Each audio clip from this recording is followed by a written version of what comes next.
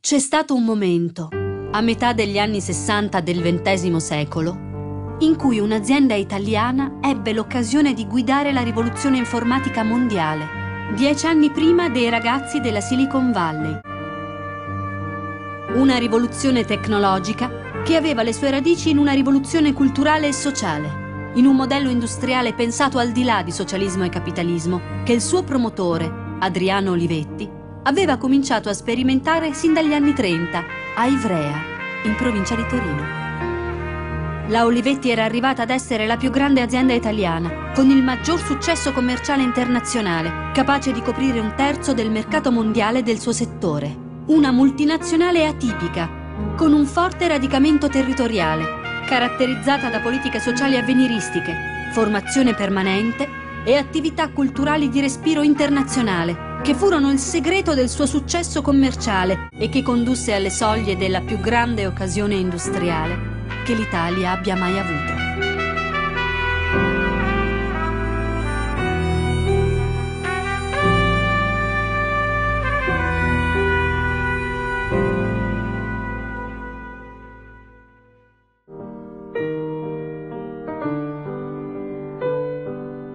All'alba del XX secolo, Ivrea è una ricca cittadina a nord di Torino, proprio sotto la Valle d'Aosta.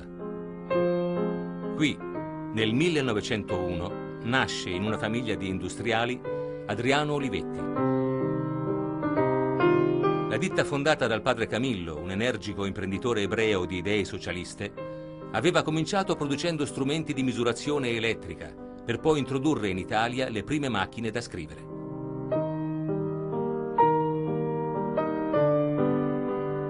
Ancora ragazzo, ad appena 13 anni, Adriano viene convinto dal padre a lavorare in fabbrica come semplice operaio. Quando avevo 13 anni mio padre mi mandò a lavorare in un reparto di Trapani nell'estate del 14 e ho faticato molto a lavorare nella fabbrica. Ho faticato perché il lavoro di queste macchine non mi attraeva e soprattutto non fissava la mia attenzione, la mente poteva vagare e si stancava.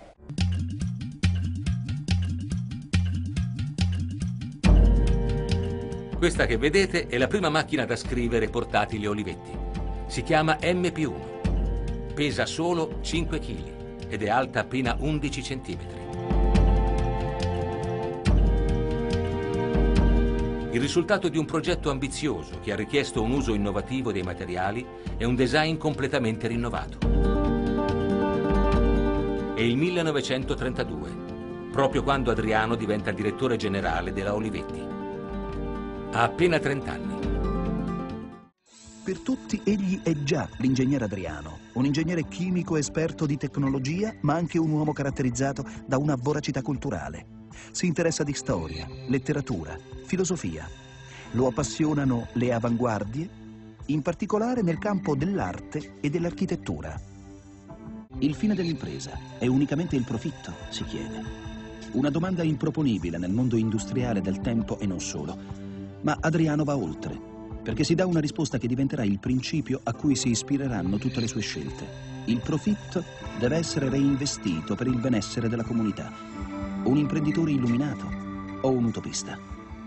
Quando io andavo a Ivrea nei primi tempi, dicevo qua si respira Olivetti, perché le scuole Olivetti, l'ospedale Olivetti, tutto quanto parlava della Olivetti.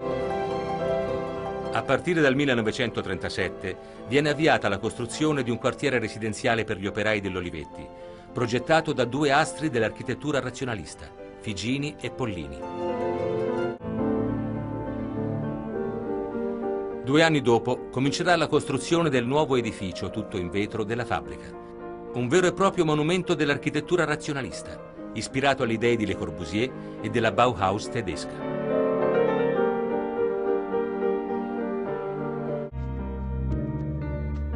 problema era di essere circondati e avvolti nella luce.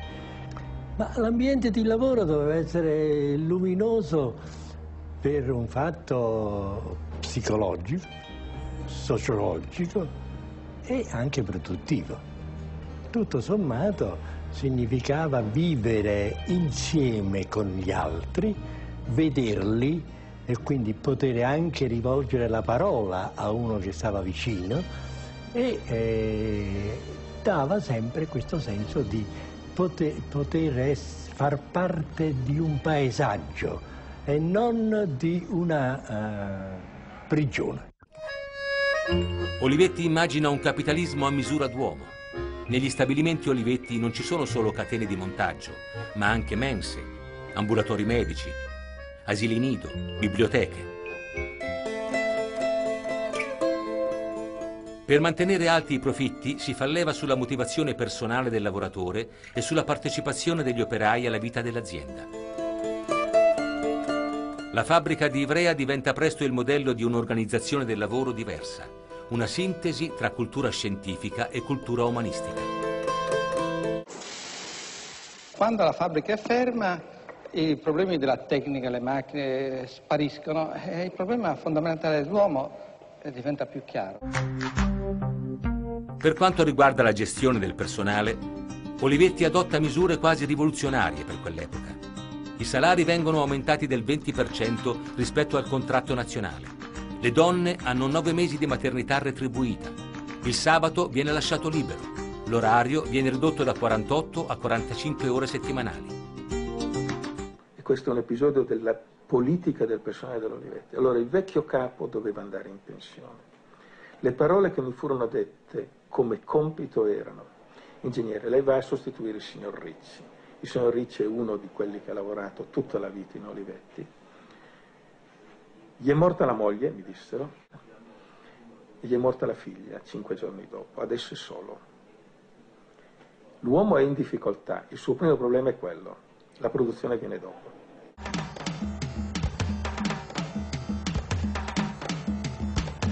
Lui voleva che lo psicologo contribuisse a disegnare, a concepire con gli ingegneri in modo razionalmente umano il lavoro, quindi avere un modello d'uomo reale, non il modello d'uomo robotico che inevitabilmente aveva il cosiddetto taylorismo, e quindi intervenire sulla modifica dell'organizzazione del lavoro.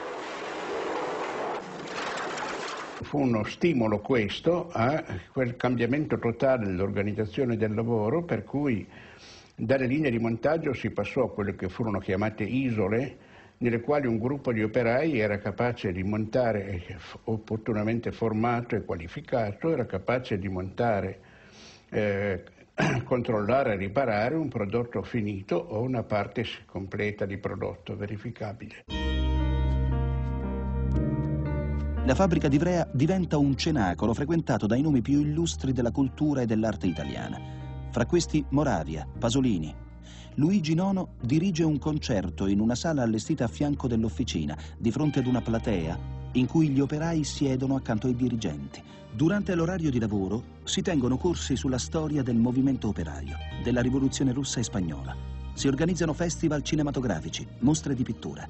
L'obiettivo è quello di accrescere la cultura di chi lavora alla Olivetti, una straordinaria congerie di tecnici e di intellettuali. Noi non ci rendiamo conto cosa significasse nel 1956 avere un'ora alla settimana di cultura politica e sindacale a dei ragazzi di 14-15 anni. Non ci rendiamo conto del significato di rottura che aveva un fatto di questo genere, di ispirazione critica. Ma ci ha insegnato a essere critici. Sulla parete di un'officina figura un immenso gioioso affresco di Renato Guttuso. Tutto questo per tener fede al principio che la bellezza, insieme all'amore, la verità e la giustizia, rappresenta un'autentica promozione spirituale. Noi accompagnammo una volta una delegazione dei sindacati dei paesi dell'Europa dell'Est, che rimase abbastanza sorpresa perché questo metodo di organizzazione dava molta libertà anche di movimento alle persone, che potevano interrompere, fare soste durante la giornata di lavoro, e entrati nello stabilimento ci chiesero se per caso era un giorno di sciopero. e noi dovemmo spiegargli che no, era un normale giorno di lavoro, e uno dei dirigenti dell'azienda che ci accompagnava rincarò la dose dicendo che quel tipo di organizzazione del lavoro che dava così tanta libertà aveva anche portato a un incremento di produttività di quasi il 15%. Devo dire che la delegazione sovietica rimase molto sorpresa e credo, forse non ci ha mai creduto a quello che gli dicevo.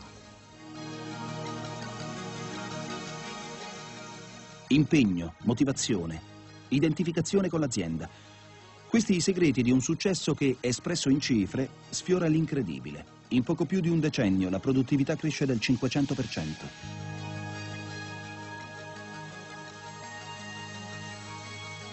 Il volume delle vendite con l'apertura dei mercati esteri aumenta del 1300%.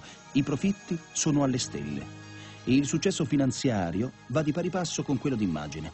La grafica olivettiana è conosciuta ed apprezzata in tutto il mondo. La mitica Lettera 22 viene definita il primo tra i 100 migliori prodotti degli ultimi 100 anni.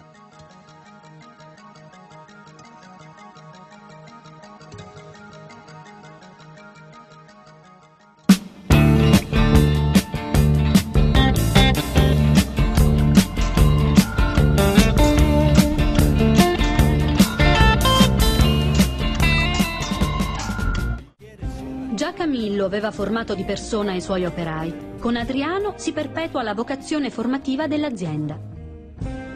Nel 1936 è istituito il Centro Formazione Meccanici, da cui escono generazioni di operai qualificati.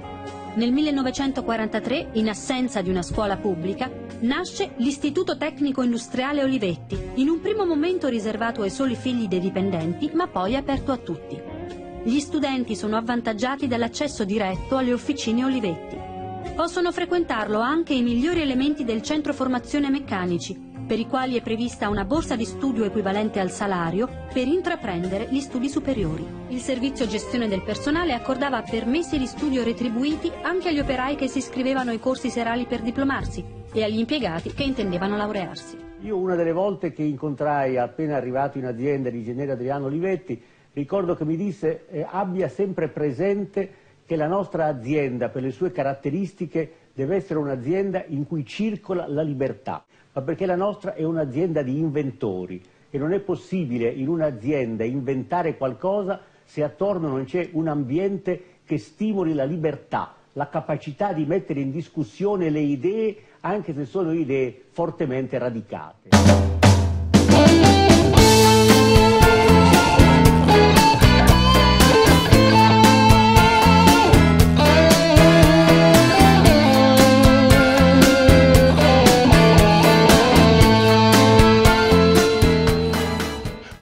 Una biblioteca viva veramente? Cioè insomma vengono qui a leggere gli operai? Vengono moltissimo, come le spiegherò. Prima di tutto questa biblioteca non è mica solo una collezione di libri, è un centro culturale con un insieme di corsi per giovani, corsi per adulti, corsi complementari, mostre, conferenze. Si tratta in sostanza di educare i giovani alla comprensione dei valori della cultura. La cosa che mi ha colpito di Ivrea, questo lo dico fin dai primi giorni, era vedere che alla sera questa marea di persone che usciva dalla Olivetti via Jervis, ecco, questa marea di persone si dirigeva dai pullman, era in gran parte costituita da persone vestite bene e che portavano sotto il braccio dei libri. Questa è stata la cosa che mi ha colpito di più.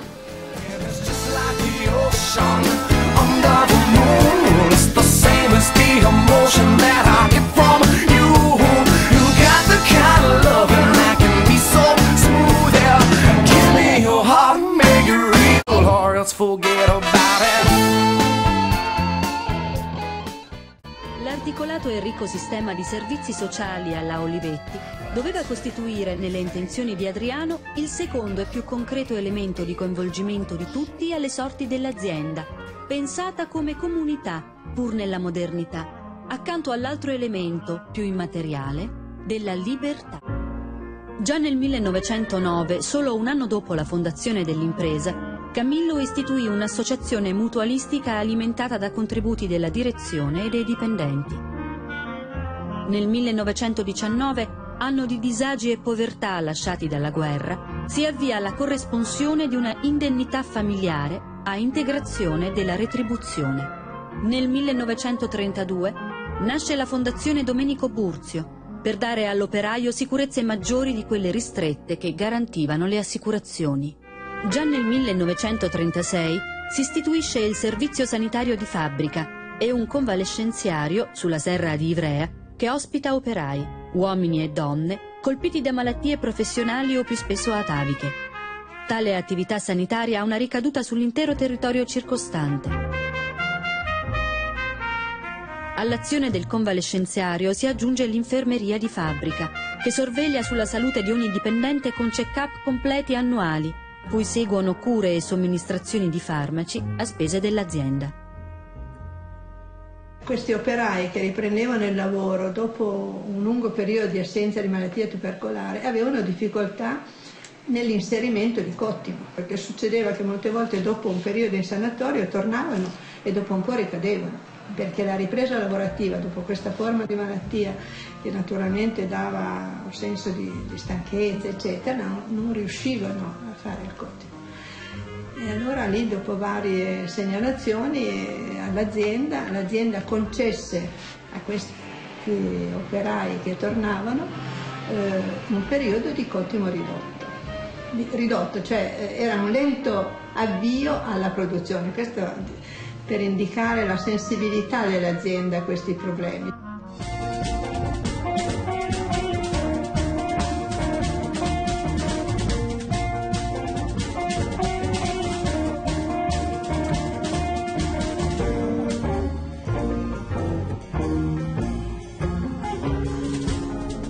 Sin dal 1940 il regolamento assistenza lavoratrici Olivetti prevede per le madri 9 mesi di permesso retribuito, 6 mesi prima del parto e 3 post-parto. Assistenza medico-igienica a madre e lattante, fissa un contributo economico per ogni nascita in casa di un dipendente, madre o padre, prevede interventi monetari o di altro genere a sostegno delle famiglie. Il primo asilo di fabbrica è del 1934 e si avvale anche di un essenziale servizio pediatrico che si cura dei figli dei dipendenti fino all'età di 12 anni e fornisce farmaci. L'asilo provvede anche al trasporto automobilistico dei bimbi.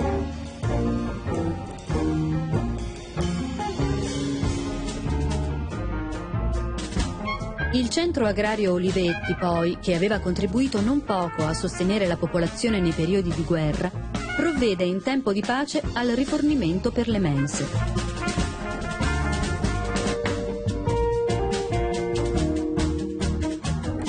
Io ricordo che in presidenza era arrivata una lettera da parte di un gruppo di operai di un quartiere che segnalavano che dei bambini avevano tirato delle sassate contro i vetri delle case. Uscì l'ingegnere Adriano dal suo ufficio, vide perché ero lì e mi diceva: ma cosa si può fare? Dico: ingegnere, questi ragazzi sono a casa da scuola, sono a casa dalle vacanze estive, le madri sono al lavoro, sono soli nel quartiere, tirano sassato.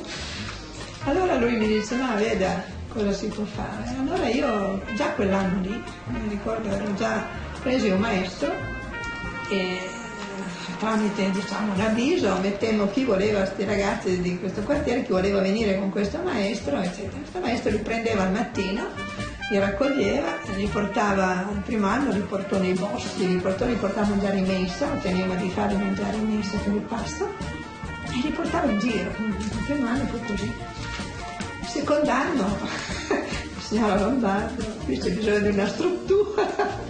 E allora questa famosa cascina, che poi fu trasformata poi in scuola materna, come prima, diciamo, un uso venne usata per la colonia diurna. Già molto prima delle colonie diurne, sin dal 1932, sono organizzate colonie estive per i figli dei dipendenti, in montagna e al mare. Sia gli asili nido che le colonie non sono baby parking di mera custodia dei bambini. La loro originalità è nella funzione pedagogica, volta a consentire il massimo spazio alle capacità espressive del bambino, in una vita di piccolo gruppo, in un ambiente fra rete adeguati, accompagnati dalla presenza continuativa di maestre e bambinaie, formate in seri corsi di psicopedagogia, igiene, dinamica di gruppo e tirocinio pratico presso l'asilo, in modo da favorire rapporti intensi tra bambini e adulti.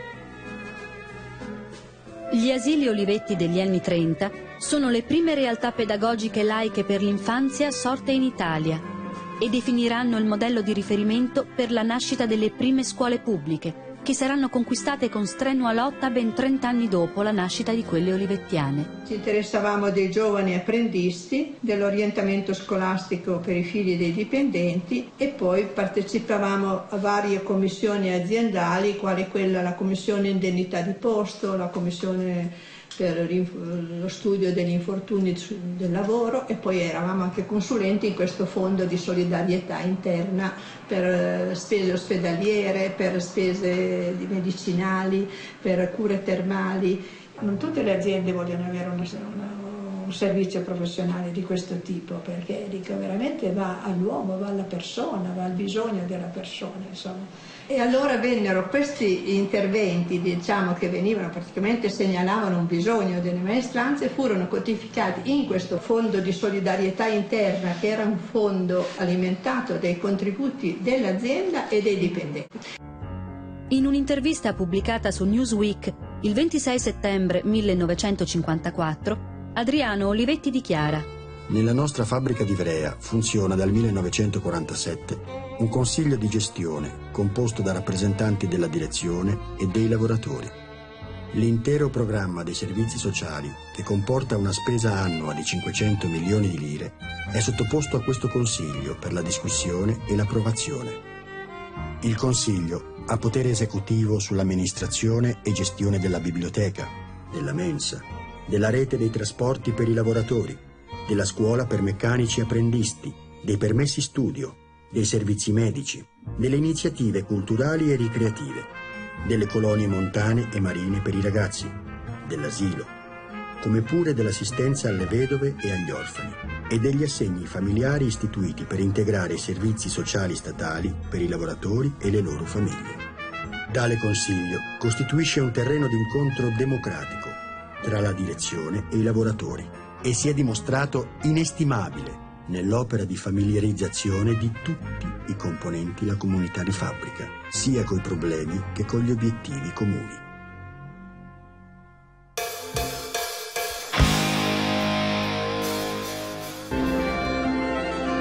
Già nel 1926 Camillo avvia l'assegnazione di case agli operai.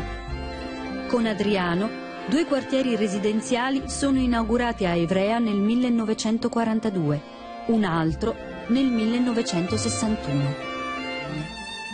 L'accessibilità di ampi spazi verdi per la socialità, i servizi sociali che perpetuano la solidarietà umana, le prospettive profonde che non interrompono il contatto visivo con la dimensione cosmica evocata dal paesaggio che raccoglie l'abitato, la luce, il silenzio, l'aria aperta, l'orto domestico da curare nelle ore libere, restituiscono i vantaggi del vecchio abitare, aggiungendoli alle comodità del nuovo abitare, senza cesure con l'esperienza precedente in cui, anche nelle difficoltà sociali, si reperiva però un senso di appartenenza e di identità attinto direttamente a un contesto più ampio, comune e universale, accessibile a tutti, garantito dalla bellezza della natura.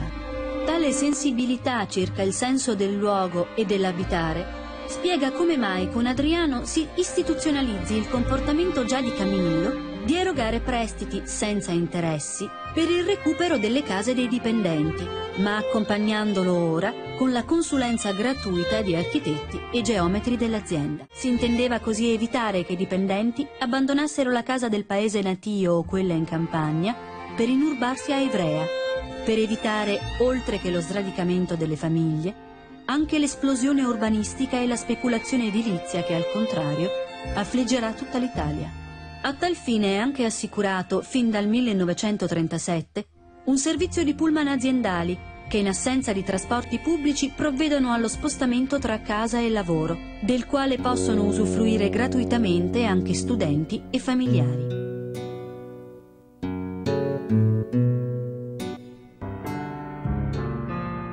1953, per superare una crisi di sovrapproduzione, mentre qualcuno suggerisce di licenziare 500 operai, Adriano Olivetti licenzia e sostituisce i cattivi suggeritori e assume 700 nuovi venditori, raddoppiando la forza commerciale in Italia.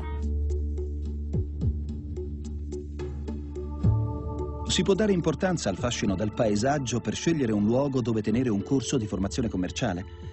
Decidere di affittare come sede una villa prestigiosa circondata da un parco mediceo? Eppure è qui che nasce un campus per futuri venditori di prodotti per ufficio. Non solo saranno uomini migliori, ma vivere a contatto con la bellezza li aiuterà a dare il meglio anche nel lavoro che li aspetta. Il venditore era una persona considerata dequalificata professionalmente in Italia. Era l'ultima risorsa che poteva utilizzare chi non aveva né arte né parte, per così dire. La scelta di formare invece persone di varia provenienza e dotare tutte di una dignità professionale, di una qualificazione professionale riconoscibile e riconosciuta, è stato il grande merito della scuola di formazione commerciale dell'Olivetti. Credo che non sia esagerato dire che perlomeno il 50% del management commerciale di questo paese è passato attraverso questa scuola.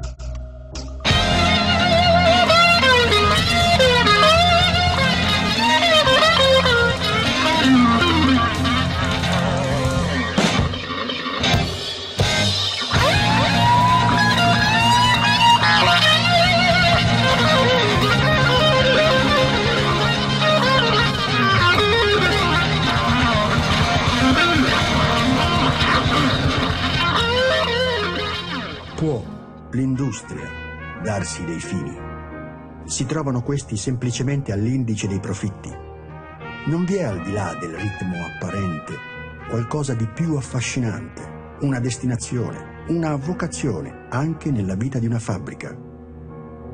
Il tentativo sociale della fabbrica di Ivrea, tentativo che non esito a dire ancora del tutto incompiuto, risponde a una semplice idea: creare un'impresa di tipo nuovo, al di là di socialismo e capitalismo, giacché i tempi avvertono con urgenza che nelle forme estreme in cui i due termini della questione sociale sono posti, l'uno contro l'altro, non riescono a risolvere i problemi dell'uomo e della società moderna.